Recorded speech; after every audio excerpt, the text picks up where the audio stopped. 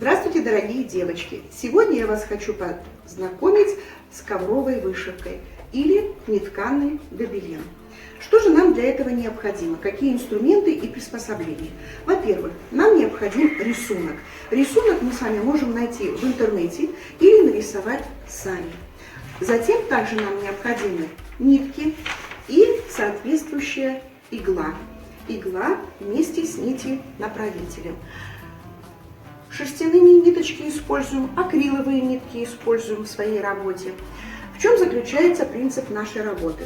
Мы нашли с вами рисунок, подобрали. Нам необходимо его с помощью копировальной бумаги перевести на ткань. Мы переводим его на ткань, перевели. Затем нам необходимо с помощью подрамника, вот такой подрамник, обязательно уголки, чтобы были крепкими, зафиксированными, чтобы он не двигался. Если работа небольшая, то мы используем пяльца. Рисунок наш нанесен на ткань и закреплен с помощью гвоздиков на подрамнике. Теперь мы используем иглу.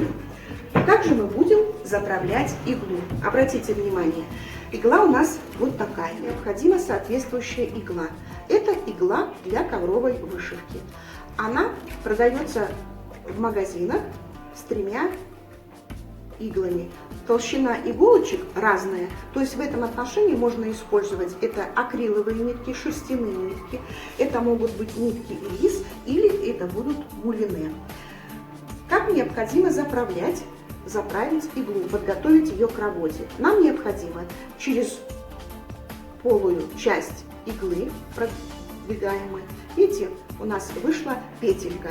Если, чтобы она не задевала, мы можем ее снять, но при работе затем уже мы ее одеваем. Ниточку продергиваем через нити-направитель и через полую часть иглы. Затем у нас имеется ушко. В это ушко вставляем нити-направитель и опять просовываем ниточку. Аккуратненько. Вот, мы заправили иголочку. Оставляем 1,5–2 сантиметра ниточку. Чтобы обязательно учитывать то, чтобы у нас ниточка свободно шла. Можно использовать вот такое приспособление, чтобы она не задевала. Если она будет у нас задевать, то у нас не образуется петелька. Затем берем работу в руки. Обязательно соблюдаем правила техники безопасности, потому что иголочка у нас очень острая. И прокладываем стежки. Стежки прокладываем по контуру нашей работы. Обратите внимание, что я слегка приподнимаю иголочку. Расстояние между стежками 4–5 миллиметров. Вот таким образом. И обхватываю, прокладываю по контуру иголочку рисунка. Вот такой стежочек.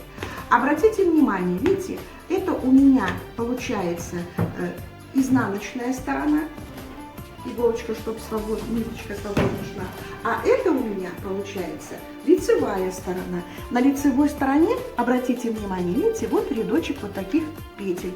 Он еще называется петлистый стежок. Кроме этого, обратите внимание, если мы пощупаем, потрогаем, действительно очень плотный, как ковер.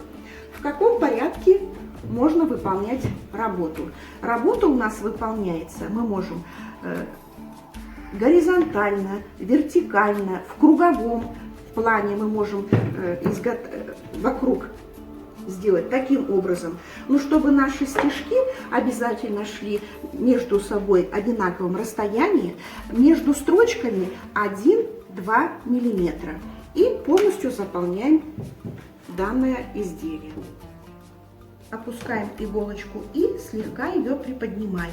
Сильно высоко не задираем. Если мы сильно ее вот так высоко поднимем, то у нас не образуется петельку. Мы с лицевой стороны вытянем эту петельку. И наши петли, чтобы были на одном расстоянии. Видите, я проложила уже вторую строчечку. И эта строчечка уже, обратили внимание, уже стала потолще.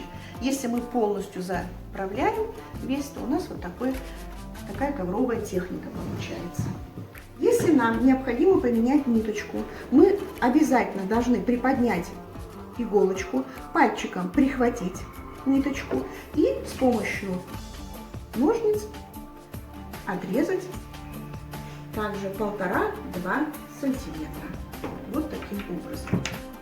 Что же у нас получилось? Это у нас изнаночная сторона. На изнаночной стороне мы подрезаем лишние ниточки, обрезаем. Сняли работу с подрамника, как вы обратили внимание. Обрезаем лишние ниточки. И с помощью клея ПВА мы промазываем с помощью кисточки,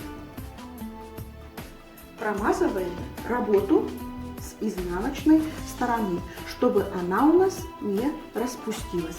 Конечно, даем время для подсыхания. Когда она подсохнет, ее можно в рамочку. И вот что у нас получилось. Кроме этого, я хочу вам дать добрые советы опытных мастериц. Углы рамки закрепляйте уголками, фанера или металл. Пряжа должна быть любой, но не пушистой. Она застрянет в иголочке. Шерстяная нить хороша, но море она тоже нравится. Если вас не устраивает высота ворса, наденьте на иглу ограничитель.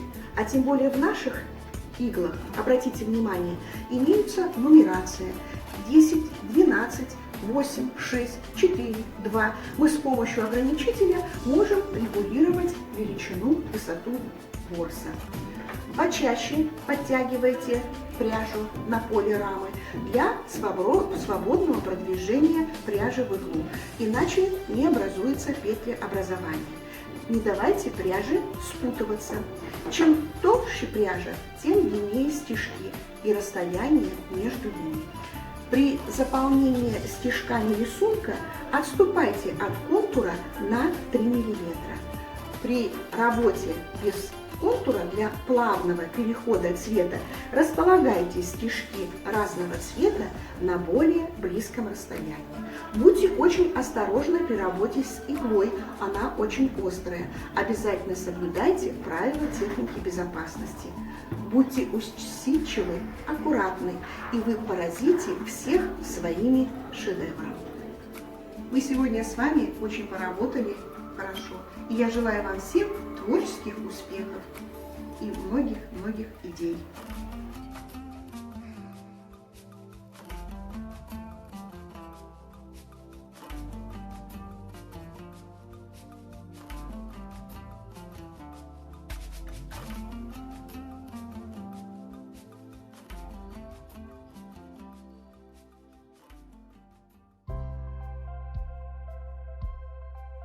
Құрметті оқушылар, көркем еңбек сабағында фетрадан түрлі бұйымдар жасауға болады.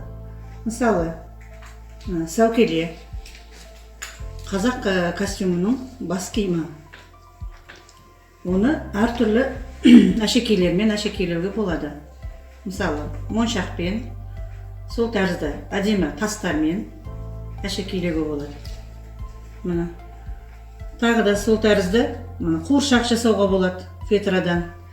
Ер баланың қуыршағын, қыз баланың қуыршағын жасауға болады. Оны да мынадай әртүрлі таспа баулармен әшекейлеуге болады екен. Шашын тоқыма жіптен өріп жасауға болады. Міне сол тәрізді мынадай мультфильмді қолданатын әртүрлі кейіпкерлерді жасауға болады. Мынау өздерің білесіңдер, Спанч Боб. Мына қызды Спанч Бобтың ұлы мен қыз екеуінде фетрадан осындай қуыршақ жасауға болады екен. Сол тәрізді міне Абай Құнанбаевтың 175 жылдығына арнап мынадай картинкалар жасауға болады. Мына фетрадан. Биыл 175 жылдық екен, өздерің білесіңдер. Енді бүгін сендермен үй тұрмысына қажетті чайнек пен ақманның астына қоятын бұйым жасаймыз. Оған қажетті құрал жабдықтар. Мына бізге керегі фетра. Фетра керегі. Екі түсті. Екі бұйым болғаннан кейін. Мына оған дайындап алған шаблондар. Қайшы, ыстық желім, осын тоқыма жіптер, Қарындаш, мына бізге бүгінге керекті құрал жабдықтар. Енді жұмысымызды бастайық.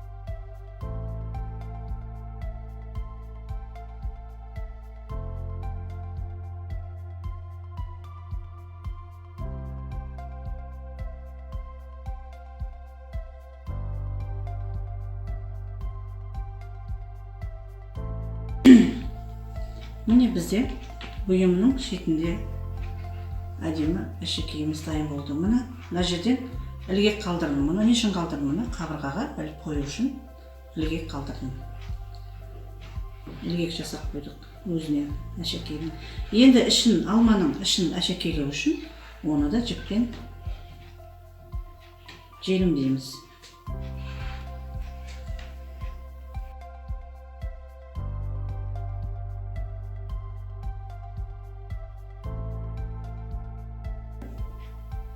Бұйымымыз міне дайын болды. Енді үйде өздерің бос уақыттарыңда үй тұрмысына қажетті зат ретінде өздерің үйге жасап алуларыңа болады осылай. Өте оңай және де көп уақытты да алмайды. Тез жасалатын бұйым.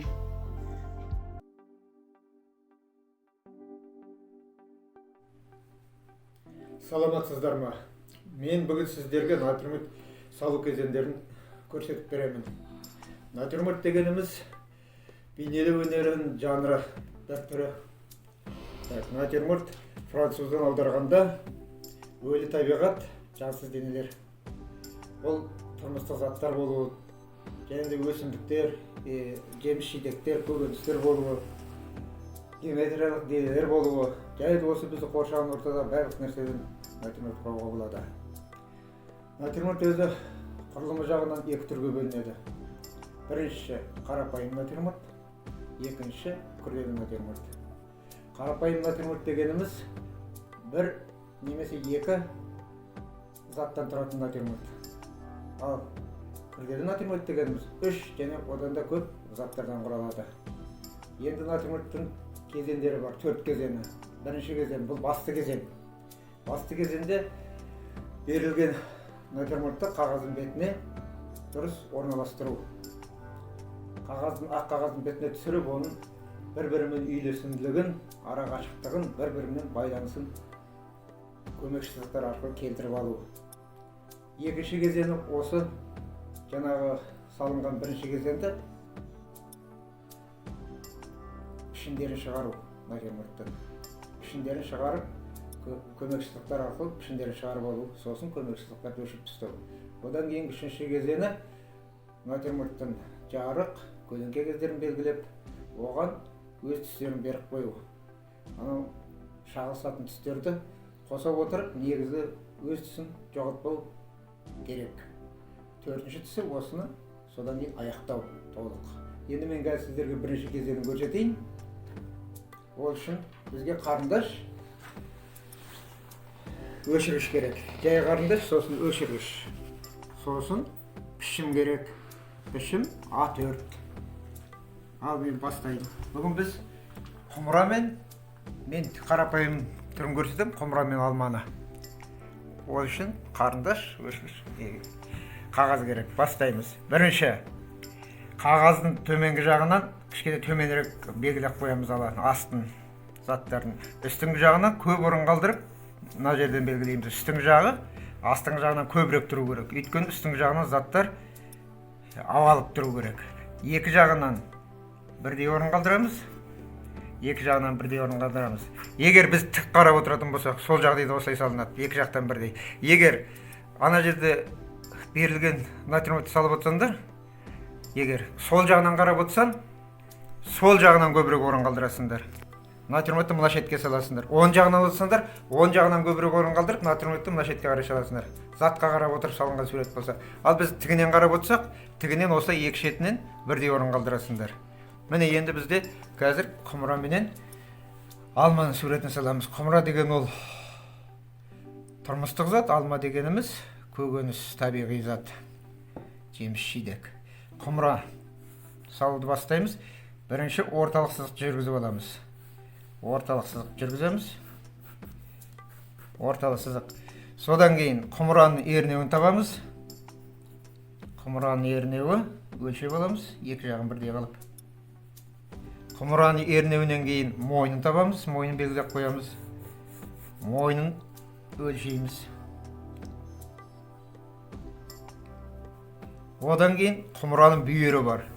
Құмыраның бүйірін шығарамыз. Құмыраның бүйірін өлшейміз. Сызық қоямыз көмекші сызықтармен. Табанын өлшейміз. Табанын өлшеп, табанды белгілеп қоямыз. Белгілейміз. Енді келесі алма. Алма құмырамен байланысты болу керек. Сондықтан құмыраға жақындатып, алманың тұратын жерін белгілеп қоямыз. Алма дөңгелек зат, шембер. Құмырада ішінде шембер бар, сопақшалар бар бұның ішінде. Осы геометриялық денелер ішінде бұнда көп заттар бар, доғал да болады. Так, есі белгілеп аламыз міне. Қағаздың бетіне орналастырамыз осылай. Мынау құмыраның тұрған жері, мынау алманың тұрған жері. Алманың тұрған жерінде сызықпен белгілеп қоямыз. Көмекші сызықтарменен. Так, алманың сабағы болсын дейік, жапырағы тұрады. Міне, бірінші кезең осы. Қағаздың бетіне түсірдік, жан-жағынан бірдей орын қалдырдық. Енді екінші кезеңге келеміз. Екінші кезеңге келгенде сызықтар арқылы мыналарды қосамыз. Белгілеп қойған жерлерімізді қосамыз.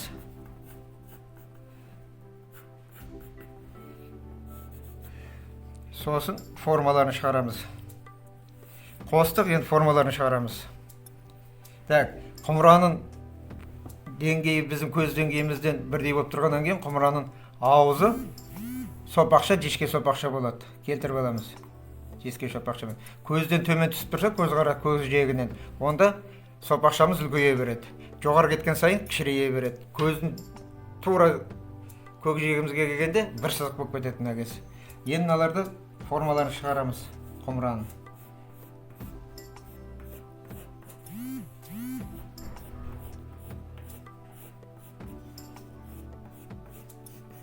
Сызықтарды бір-біріне қосып формаларын шығарамыз. Так, құмыраның шықты, енді алманы шығарамыз.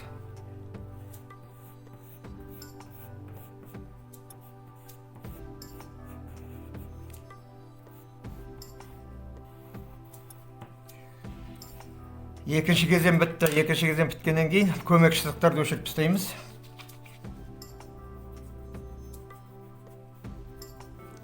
Көмекші сызықтарды өшіріп тастаймыз.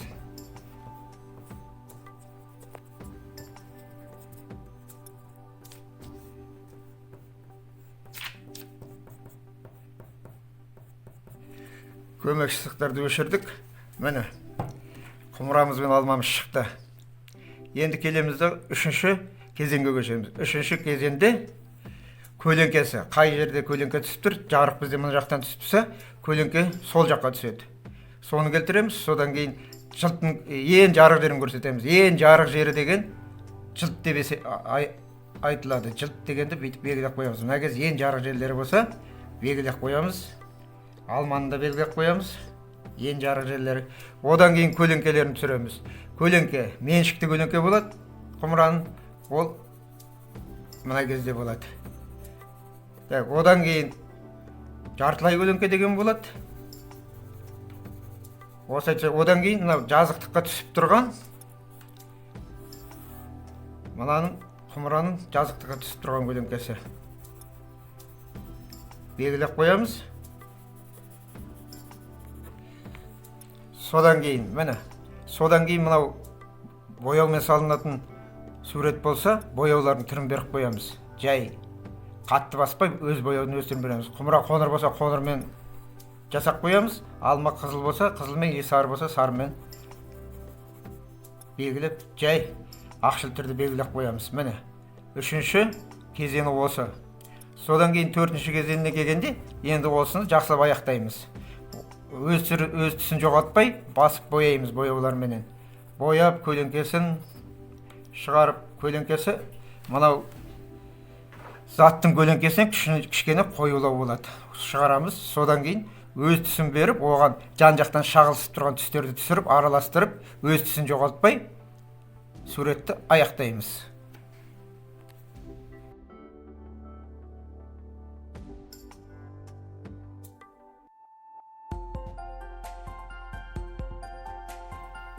Сәлеметсіздер ме? Бүгін біз шеберханада қазіргі өмір талабына сай қажетті бұйымдарды жасаудың барысында қолжетімді материалдан сәндік қолданбалы тәрелка жасауды іске алып отырмыз. Сондықтан жалпы сәндік қолданбалы тәрелка жасау бұл көлемі осындай жағдайда болады. Бір ғана фанера ағашы қажет болады. Фанера ағашының қалыңдығы 5 мм көлемінде болу керек. Бұл фанера ағашына осындай дайындама аламыз. Бұл дайындаманың көмегі осы ағаштың бетінде барлығын өлшеп, өлшемдіктер арқылы өлшеп, соларды кесіп шығу арқылы біз жаңағыдай затқа қол жетімді жасаймыз. Ол үшін бізге қажет сызғыш, қарындаш көмектері керек болады. Тең ортасы белгіленген. Осы белгіленген ағашта осытау арқылы осыдан бірнеше бөлікке бөліп шығамыз.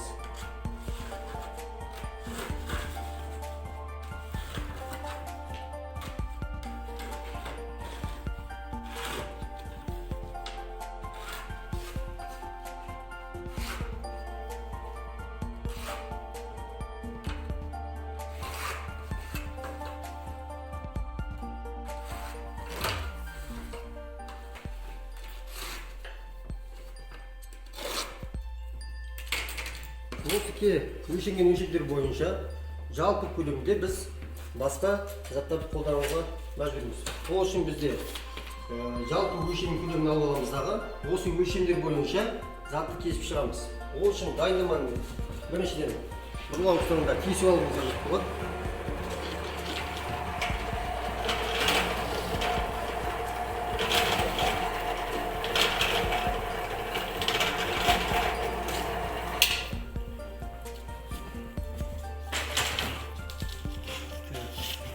Осы өлшемдер бойынша бұған аралаудың көмегі арқылы кез келген бұйымды жасауға болады. Ол үшін араны бекітіп аламыз.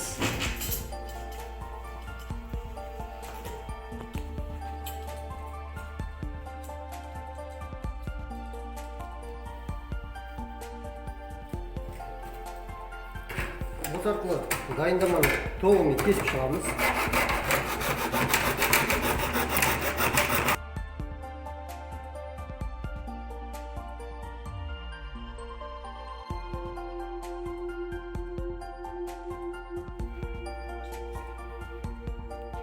Осындай кесілген заттар арқылы біз көбінесе бір-біріне біріктіру жасаймыз. Ол үшін бізге бұл заттарды түрлі түсті бояуға болады. Біреуі мысалы үшін қоңырқай қылатын болса, келесісін ақшыл қылып бояуға болады. Боялған заттарды бір-біріне біріктіреміз. Ол үшін бізге ква клей қажет болады. Ква клей арқылы біріншіден клейсіз сырттарын бәрін тазалап өтеміз. Дайындамалардың бәрін реттеп, барлық жағын үйрендіп, безендіріп аламыз. Тазаланған заттардың барлығын бір-біріне біріктіреміз. Ол үшін бізге желім қажет болады. Бұл желімнің көмегімен әртүрлі қысыртықтар арқылы біз боямыз.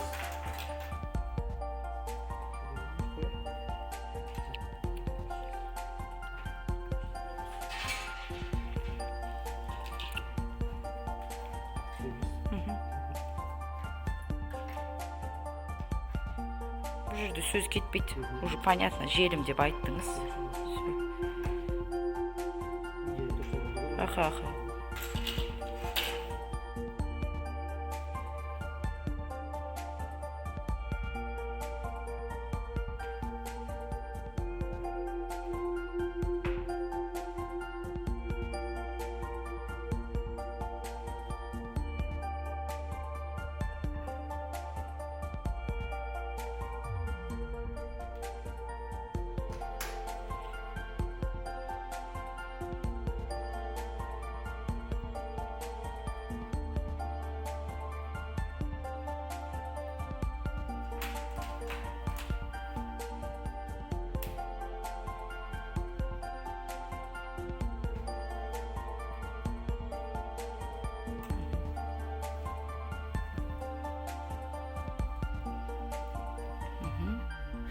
жасалған затымыз осындай. Бұл күнделікті қолданысқа енген нан салатын, болмаса жаңағы жеміс жидектер салып қоюға арналған сәндік қолданбалы тарелка. Тыңдағаныңызға